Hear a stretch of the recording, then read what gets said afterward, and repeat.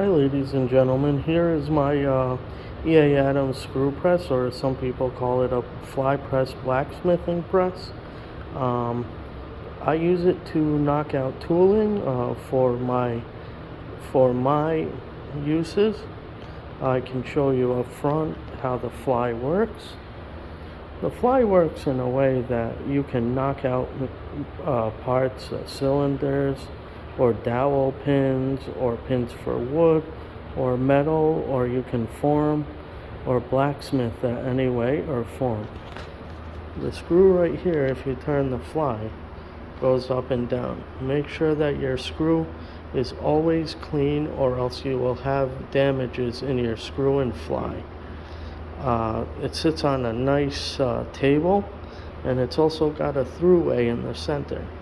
I use this right here, and other things to knock out parts. If you have any questions or comments, like and subscribe my channel. It would greatly be appreciated. Thank you.